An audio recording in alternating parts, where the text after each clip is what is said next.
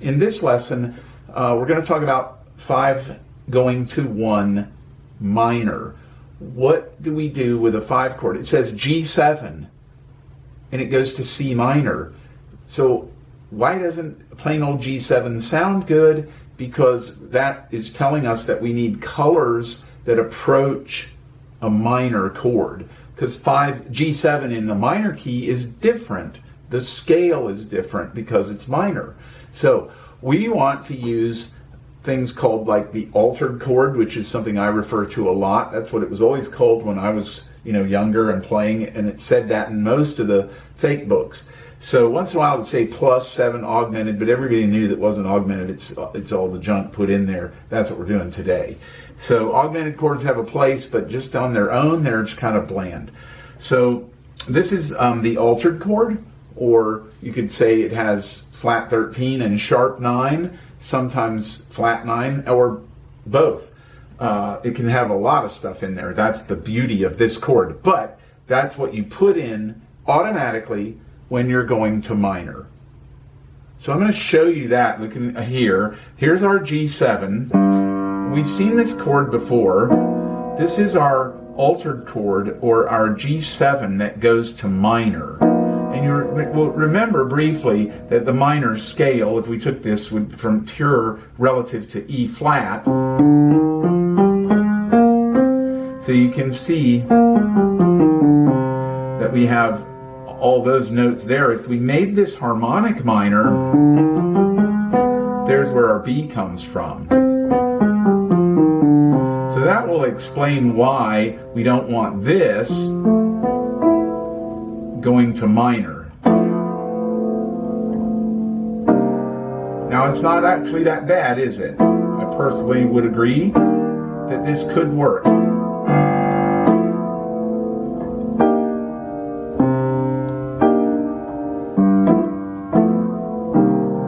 It's not horrible, but for today we're trying to train our ear and trying to train functions in. So we're going to be using this. We're going to sharp the 9, flat the 13, keep the 7 and the 3rd.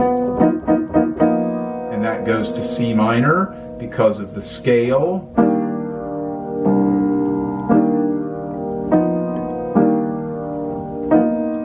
Even that with a jump there. Now we could invert this. Jazz voicing.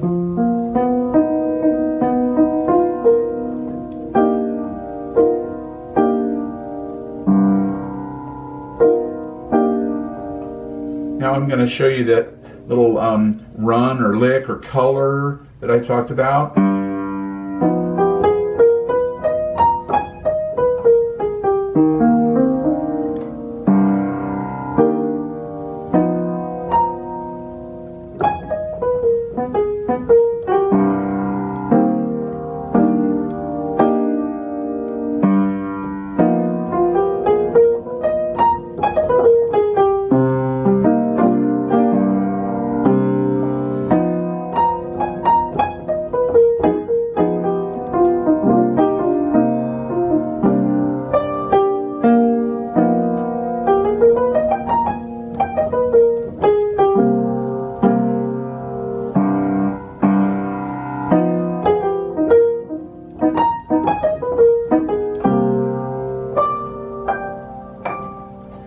That's a lot of options, a lot of different rhythmic things I did, showing you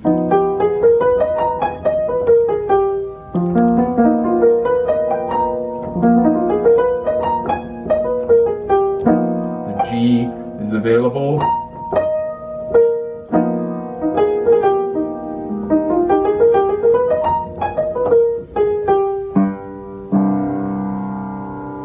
It's our G7 altered, or G7 with your sharp 9 flat 13.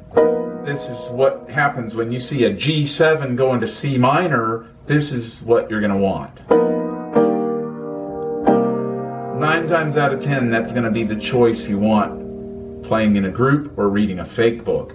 Because if it's going to the minor, it's target 1 minor, then that implies that it's also part of that key, which has more flats than naturals. So that said, why not, because of this same exact reason in sound, go to a C7 sharp 9 for our ending chord? So this is going to be C7, here's 3, 7, and 9. If we sharp 9, we get that.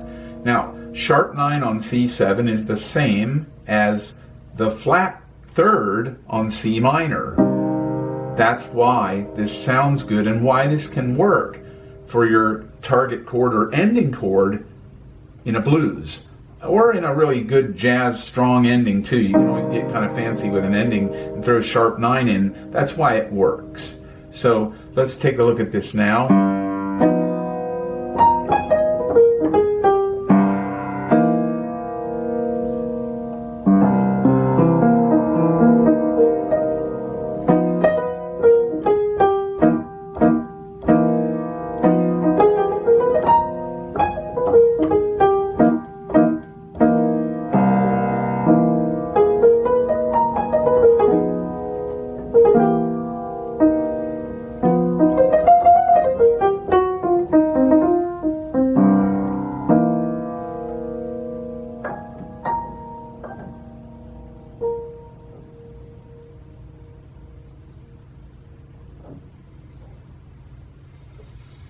Now it's worth mentioning that this also goes great to a major.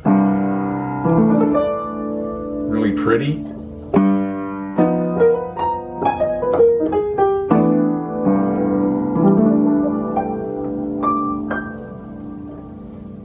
So there you go. We're doing 5, 7 to 1 minor, and then we're deciding, but we won't go to minor, and sometimes that happens in standards. That's why voicings can get confusing.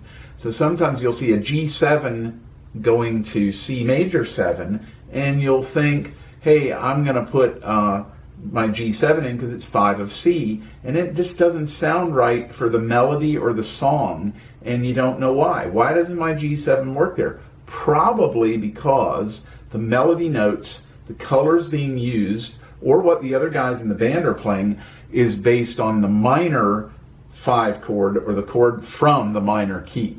So instead of thinking of it as going 5-1 in major, you think of it as 5-1 in minor, but you play the C chord. This happens a lot. This is what jazz musicians, jazz composers started doing. They started drawing from either or.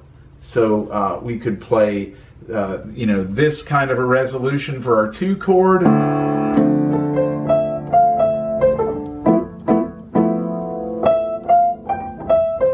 That's 2-5-1 major, or we can go this way.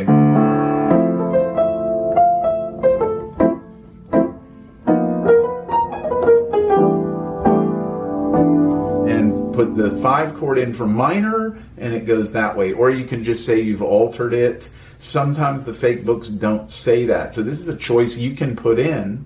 If it's just you playing guitar or just you playing piano, there's no competition there for that sound and that color. So you can put those things in there, unless the melody is all based in C. Then you might have a problem with your vocalist if you're working with a vocal player or a horn player. So these are all things that people work out before they start playing.